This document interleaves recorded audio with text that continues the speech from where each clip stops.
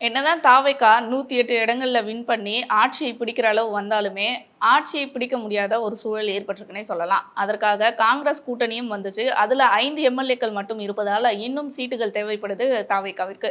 அதனால அதிமுக கூட கூட்டணி பேச்சுவார்த்தை நடத்தலாமா? இல்ல விசிக, கம்யூனிஸ்ட் போன்ற இடதுசாரி கட்சிகளிடம் பேச்சுவார்த்தை நடத்தலாமான்ற யோசனையில, விசிக, கம்யூனிஸ்ட் போன்ற கட்சிகளிடம் பேச்சுவார்த்தையானதும் நடந்து கொண்டிருக்கிறது ஒரு பக்கம். மறுபக்கம் அதிமுக தலைமையிலும் பேச்சுவார்த்தையானது நடந்துகிட்டு இருக்கு.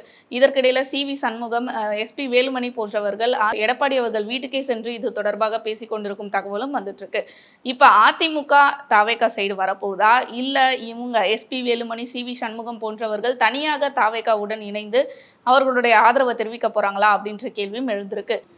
விஜய் அவர்கள் நாளை முதலமைச்சராக பொறுப்பேற்க இன்னும் சில நேரங்களே இருக்கக்கூடிய நிலையில, அதற்குள்ள இந்த கூட்டணியானது அமைத்து அந்த பெரும்பான்மையை நிரூபிக்க வேண்டிய கட்டாய சூழலும் ஏற்பட்டிருக்கு. இதற்கிடையில விஜய் அவர்கள் என்ன செய்வாரு அப்படின்ற கேள்வியும் எழுந்திருக்கு.